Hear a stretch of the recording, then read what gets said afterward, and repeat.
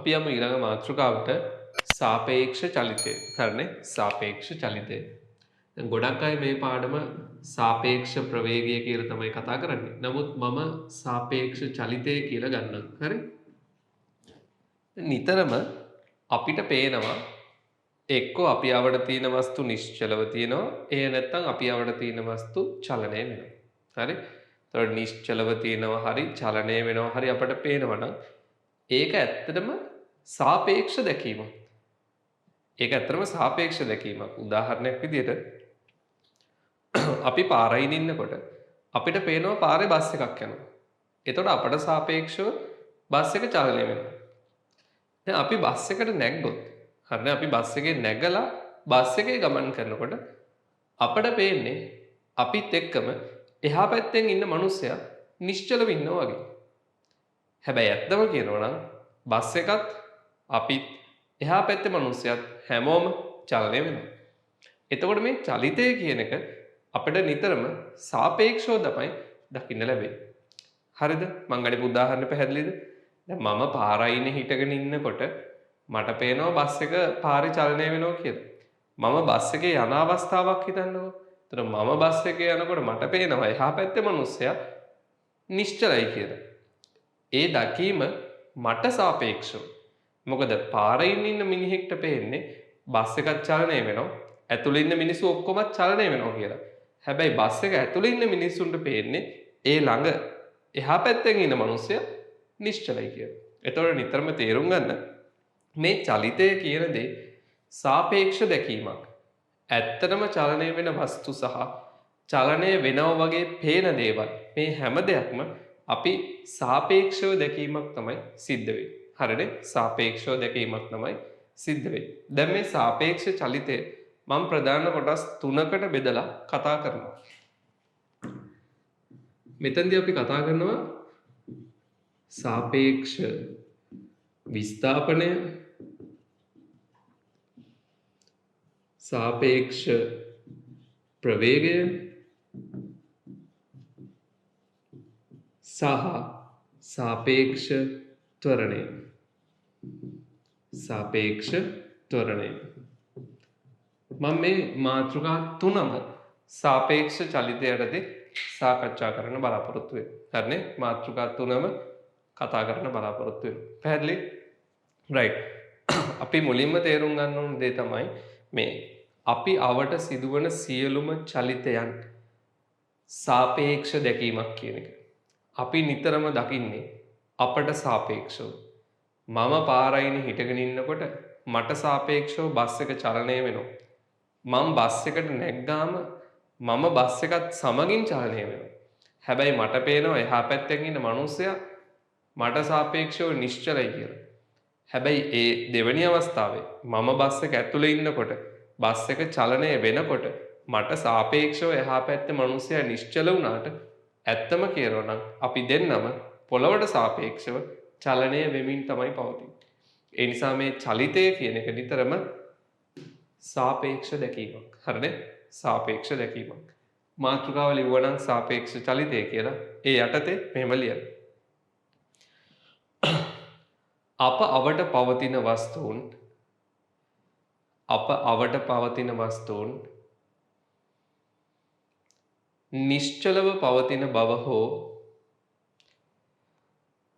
නිශ්චලව පවතින බව හෝ චලනය වන බව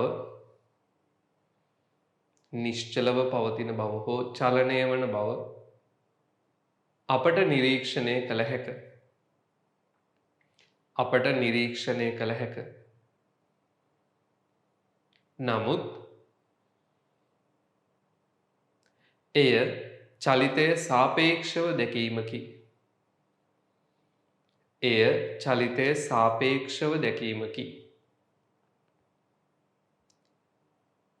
යම් පුද්ගලයෙකු තමා නිසලයයි සිතා අවට වස්තුන්ගේ චලිතය නිරීක්ෂණය කිරීම අවට වස්තුන්ගේ චලිතය නිරීක්ෂණය කිරීම චලිතය සාපේක්ෂව දැකීමකි. චලිතය සාපේක්ෂව දැකීමකි. හරිද? පැහැදිලිද කියන්නේ? දැන් යම්කිසි පුද්ගලයෙක් යම්කිසි මිනිසෙක් තමා නිශ්චලයි කියලා හිතාගෙන තමයි අවට වස්තුන්ගේ චලිතය නිරීක්ෂණය කරන්නේ. ඒක යා උමනාවෙන් හිතන්නේ නැහැ. මම දැන් නිශ්චලයි වටේ ඉන්න අය චලනය වෙනවා. එහෙම හිතන්නේ නැහැ. නමුත් අපට පේන්නේ ඇත්තටම අපි නිසලයි කියලා හිතාගෙන තමයි අවට අයගේ චලිතය අපට පේන්නේ. ඒකට අපි කියන්නේ චලිතය සාපේක්ෂව දැකීමක් කියලා. හරිද? චලිතය සාපේක්ෂව දැකීමක් කියලා තමයි අපි කියන්නේ. එතන මේ සාපේක්ෂ චලිතයට අපි ප්‍රධාන කොටස් තුනක් ප්‍රධාන අවස්ථා තුනක් කතා කරනවා. සාපේක්ෂ විස්ථාපනය පිහිටන්නේ කොහොමද? සාපේක්ෂ ප්‍රවේගය පවතින්නේ කොහොමද? සාපේක්ෂ ත්වරණය පවතින්නේ කොහොමද කියලා. හරි? ලියන්න. සාපේක්ෂ චලිතය යටතේ පහත අවස්ථා සාකච්ඡා කරමු. සාපේක්ෂ චලිතය යටතේ පහත අවස්ථා සාකච්ඡා කරමු. පහත අවස්ථා සාකච්ඡා කරමු. හරිද? රයිට්. මේ තුන ලියාගන්න 1 2 3 දාලා සාපේක්ෂ විස්ථාපනය, සාපේක්ෂ ප්‍රවේගය, සාපේක්ෂ ත්වරණය. 1 2 3 දාලා ලියන්න මේ තුන. යම් වස්තුවක් හෝ පුද්ගලයෙක් තමා නිසලයයි සිතා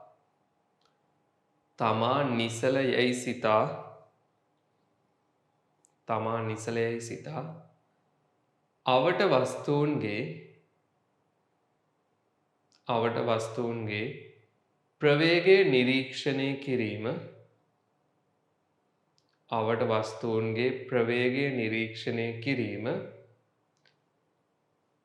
සාපේක්ෂ ප්‍රවේගය ලෙස හැඳින්විය හැක. සාපේක්ෂ ප්‍රවේගය ලෙස හැඳින්විය හැක. හරි? තමා නිසලයි කියලා හිතාගෙන අවට වස්තුන්ගේ ප්‍රවේගය නිරීක්ෂණය කිරීම සාපේක්ෂ ප්‍රවේගය කියලා ගන්න පුළුවන්. දැන් මේක මම උදාහරණ කීපයකින් පැහැදිලි කරන්නම්. හරි, මම මුලින්ම ගන්න බොහොම ලේසි උදාහරණයක්. හොඳට අහගෙන ඉන්න. මේ කතා කරන්නේ උදාහරණ 1.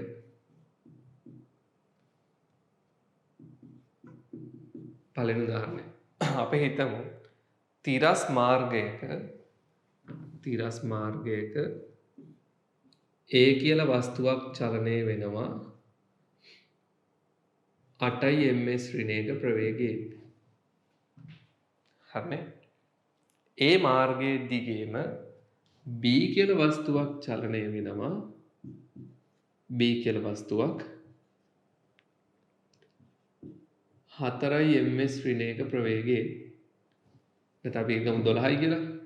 B චලනය වෙනවා 12 ms ඍණයක ප්‍රවේගයෙන්. එතකොට හොඳට අහගෙන ඉන්න. පොළව මත තිරස් මාර්ගයක A ගේ චලිතය සහ B ගේ චලිතය අපි දන්නවා. පොළවට සාපේක්ෂව දැන් පොළව මතනේ පොළවට සාපේක්ෂව A ගේ ප්‍රවේගය ඒක සංකේතවත් කරන්න පුළුවන් මෙහෙම. පොළවට සාපේක්ෂව A ගේ ප්‍රවේගය. පොළවට සාපේක්ෂව A ගේ ප්‍රවේගය. දැන් සාමාන්‍ය අලුත් ක්‍රමේ නම් මෙහෙම ලියන්නේ. ඔය අකුරු දෙක එක ළඟ ලිව්වම පැටලෙනවනේ. ඒකයි මම මෙහෙම ලිව්වේ හොඳේ. පොළවට සාපේක්ෂව A ගේ ප්‍රවේගය අපි දන්නවා තිරස්ව දකුණු පැත්තට 8යි. හරි? ඊළඟට පොළවට සාපේක්ෂව B ගේ ප්‍රවේගය. ඒක අපිට ලියන්න පුළුවන් මෙහෙම. පොළවට සාපේක්ෂව B ගේ ප්‍රවේගය මේ පැත්තටම 12යි. හරිනේ? ඒ පැත්තමයි දිශාව ඒකමයි 12යි. දැන් කවුරු හරි මගෙන් අහුවොත් Aට සාපේක්ෂව B ගේ ප්‍රවේගය.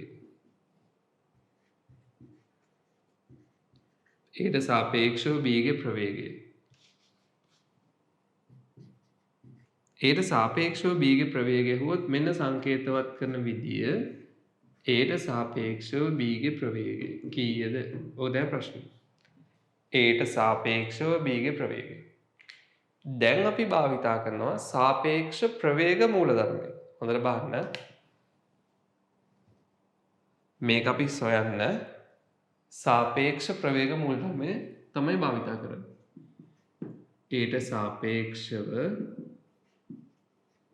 B ගේ ප්‍රවේගය සෙවීම සඳහා සාපේක්ෂ ප්‍රවේග මූලධර්මය භාවිත කරයි.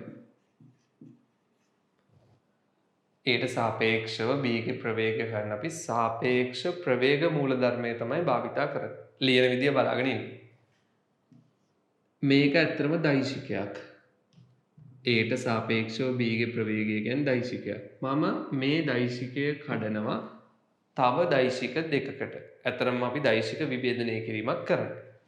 ඊට සාපේක්ෂව B ගේ ප්‍රවේගය කියන දෛශිකය මම තවත් ප්‍රවේග දෛශික දෙකකට වෙන් කරනවා.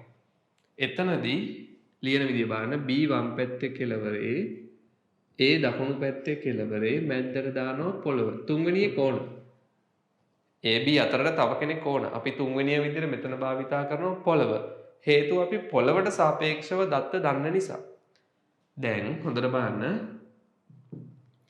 පොළවට සාපේක්ෂව B දන්නවා.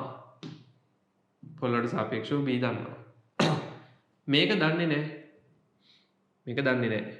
Aට සාපේක්ෂව පොළව දන්නේ නැහැ. අපි දන්නේ පොළවට සාපේක්ෂව A.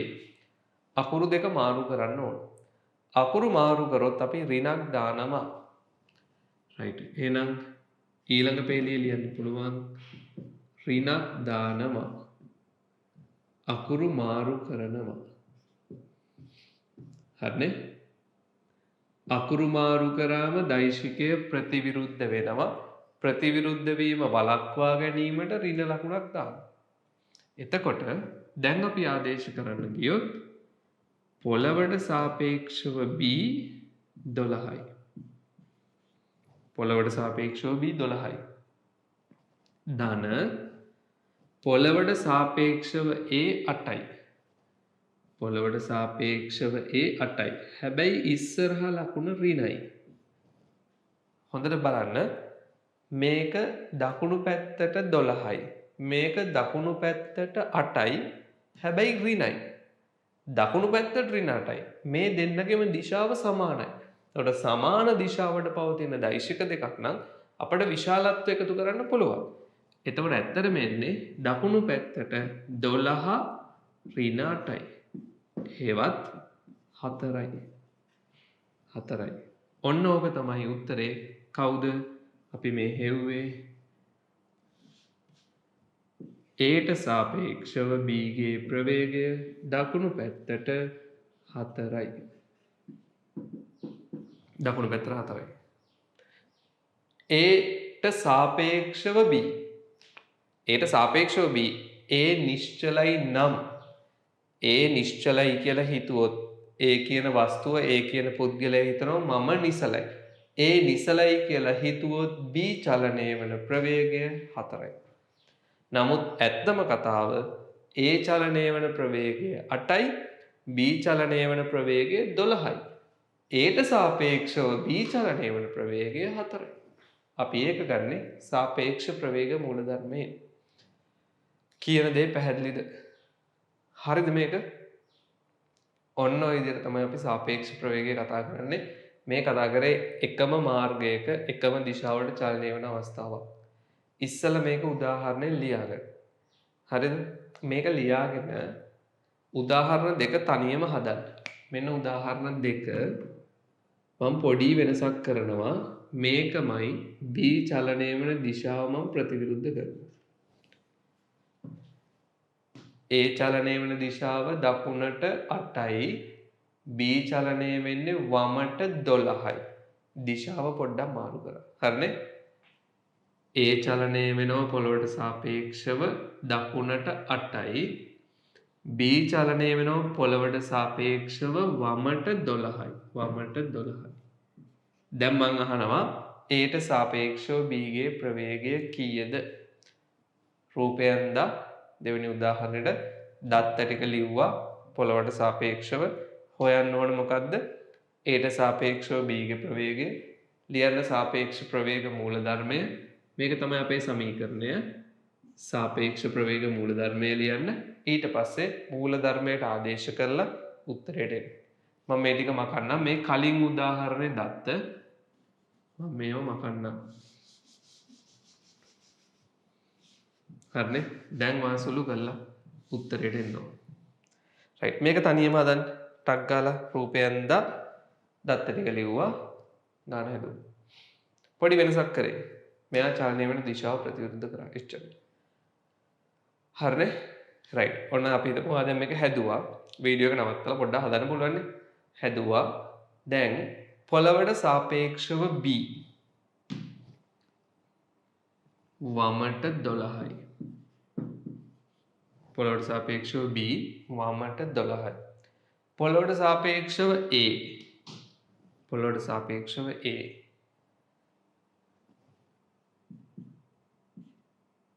දකුණට 8යි. දකුණට 8යි. හැබැයි ඉස්සරහා ඍණක් තියෙනවා. මොකද අපි මේකේ අකුරු මාරු කරලා ගන්න ඕන. ඉස්සරහා ඍණක් තියෙනවා. එහෙනම් දැන් හොඳට බලන්න. වමට 12යි දකුණට ඍණ 8යි. ඒතර දකුණට ඍණ 8ක් කියන්නේ දකුණු පැත්තට ඍණ 8ක් කියන්නේ වම් පැත්තට ධන 8ක්. දකුණු පැත්තට ඍණ 8ක් කියන්නේ දෛශිකනේ ප්‍රතිවිරුද්ධ වුණොත් වම් පැත්තට ධන 8ක්. එහෙනම් දැන් හොඳට බලන්න. දෛශික දෙකම තියෙන්නේ වම් පැත්තට 12යි 8යි 20යි. එහෙනම් Aට සාපේක්ෂව B ගේ ප්‍රවේගය දැන් එන්නේ කීයද? 20යි කියලා. නමුත් ඇත්තම తত্ত্বය පොළව මත A චලනය වෙන්නේ 8යි දකුණට B චලනය වෙනවා පොළව මත 12යි වමට Aට සාපේක්ෂව B. Aට පේනවා B ගේ ප්‍රවේගය 20යි වගේ. ඉතින් අපි සාමාන්‍යයෙන් පාර යනකොට දන්නවා මේක ඕගොල්ලන්ට අත්දැකීම ඇති. අපි එකම පැත්තට වාහන දෙක යනකොට අපි බැලුවාම නිකන් අනිත් පැත්තේ වාහනේ හෙමින් යනවා වගේ පේනවා. හැබැයි අපි වාහන දෙක ප්‍රතිවිරුද්ධ වෙනකොට මූණට මූණ එනකොට අනිත් වාහනේ ඉක්මනට පහු වෙනවා වගේ අපිට පේනවා. සීග්‍රෙන් පහු වෙලා යනවා වගේ අපිට පේනවා. ඒ ප්‍රතිවිරුද්ධව චලනය වෙනකොට ටක් ගාලා වාහන දෙක මාරු වෙනවා. එකම පැත්තට යනකොට හෙමින් ඉස්සර කරනවා වගේ පේනවා. නේ? එකම පැත්තට යනකොට හෙමින් ඉස්සර වෙනවා වගේ පේනවා. ප්‍රතිවිරුද්ධ යනකොට ටක් ගාලා මාරු වෙනවා. අන්න ඒ අවස්ථාව තමයි මේ කතා කරන්නේ. අපි කලින් පළවෙනි උදාහරණයෙන් කතා කරා එකම පැත්තට. එතකොට උත්තරය ආවේ 12 ඍණ 8 4යි. 12 ඍණ 8. දැන් ප්‍රතිවිරුද්ධ වෙනවා එන්නේ 12 ධන 8 20යි. වැඩි වෙලා. උදාහරණ දෙක පැහැදිලිද? දැන් මම මේ උදාහරණ දෙකම සාකච්ඡා කරේ රේඛීය චලිතයකට අදාළව. එකම රේඛාවක චලනය වෙන අවස්ථා. අපි දැන් බලමු පොඩ්ඩක් එහෙම නැතුව එකිනෙකට වෙනස්ව එකිනෙකට ලම්බකව චලනය වෙන අවස්ථාවකුත් ගමු. හරිනේ? රයිට්. මේක ලියලා ඉවරයි නම් මම මේක මකන්නම්. අපි යන්නේ උදාහරණ 3ට.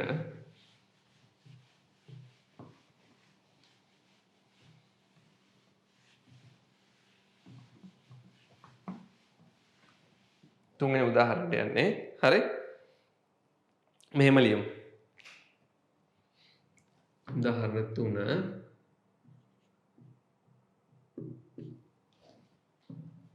capital A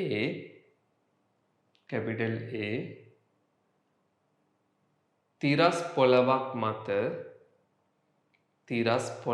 මත නැගෙනහිර දෙසට තිරස් පොළවක් මත නැගෙනහිර දෙසට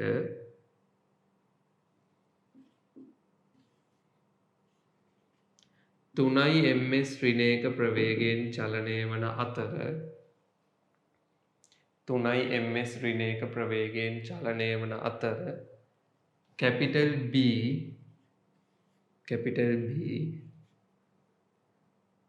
එම පොළව මත capital B එම පොළව මත 4යි ms ඍණයක ප්‍රවේගයෙන්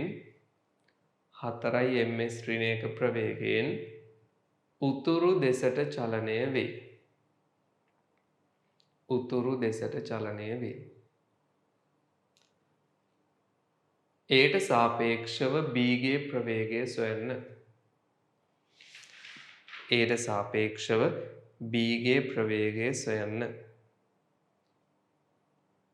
සාපේක්ෂව B ගේ ප්‍රවේගය සොයන්න. හරිද? රයිට්. හොඳට බලන්න. තිරස් පොළවක්. මේ දෙන්නම ඉන්නේ තිරස් පොළවක. හොඳයි. මේ දෙන්නම ඉන්නේ තිරස් පොළවක. හරිනේ? තිරස් පොළවක් මත තමයි දෙන්නම ඉන්නේ. ඒ තිරස් පොළව මත නැගෙනහිර දිශාවට යන තුනක ප්‍රවේගය. B තිරස් පොළව මත උතුරු දිශාවට යන හතරක ප්‍රවේගය. ඒතර මේ පැත්ත උතුර. මේ පැත්ත නැගෙනහිර. තිරස් පොළව මත A යනවා නැගෙනහිරට. B යනවා උතුරට. එතකොට මේ චලනය වෙන දිශා දෙක එකිනෙකට ලම්බකයි. නැගෙනහිර සහ උතුර දිශා දෙක එකිනෙකට ලම්බකයි. හැබැයි එකම තිරස් පොළවක් මත. එහෙනම් අපිට මෙහෙම ලියන්න පුළුවන්. පොළවට සාපේක්ෂව A ගේ ප්‍රවේගය නැගෙනහිර දෙසට 3යි. ms ඍණයක. පොළවට සාපේක්ෂව B ගේ ප්‍රවේගය උතුරු දෙසට 4යි. ms ඍණයක. ඒකක ලිව්වේ නැහැ. පොළවට සාපේක්ෂව A ගේ ප්‍රවේගය නැගෙනහිර දෙසට 3යි. පොළවට සාපේක්ෂව B ගේ ප්‍රවේගය උතුරු දෙසට 4යි. දැන් මට හොයන්න කිව්වේ Aට සාපේක්ෂව B ගේ ප්‍රවේගය.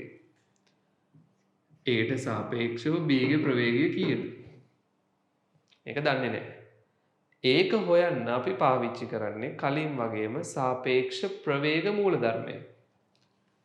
Aට සාපේක්ෂව B ගේ ප්‍රවේගය සෙවීමට සාපේක්ෂ ප්‍රවේග මූලධර්මය යොදමු. අපි ගන්නේ සාපේක්ෂ ප්‍රවේග මූලධර්මය. Aට සාපේක්ෂව B ගේ ප්‍රවේගය සමානයි. මම මේක දෙකට කඩනවා. දෛශික දෙකක්. වම් පැත්තේ කෙළවරට B, දකුණු පැත්තේ කෙළවරට A, මැද්දට දානවා තුන්වෙනිය පොළව. අපි දන්නවා පොළවට සාපේක්ෂව B.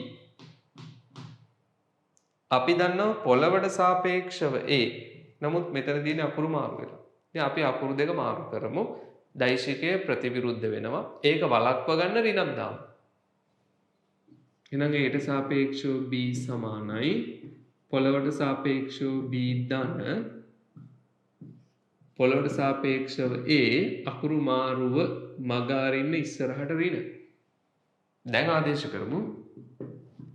පොළවට සාපේක්ෂව B උතුරු දෙසට 4යි.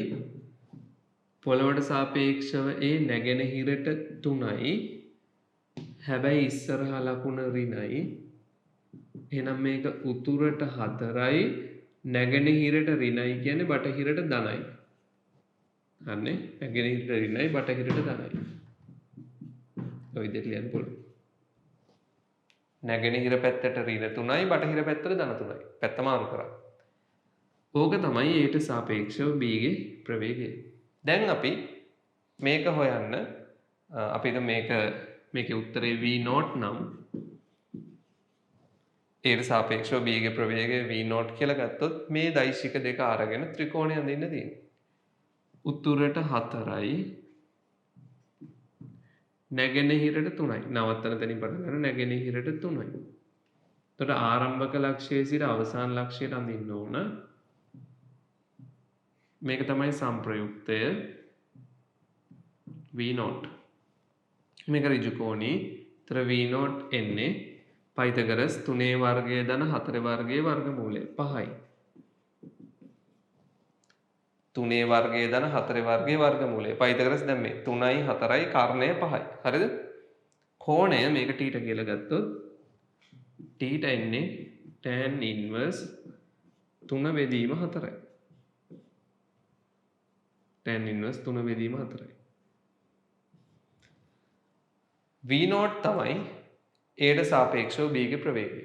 එහෙනම් a ට සාපේක්ෂව b ගේ ප්‍රවේගය උතුරින් θ කෝණයක් බටහිරට 5යි.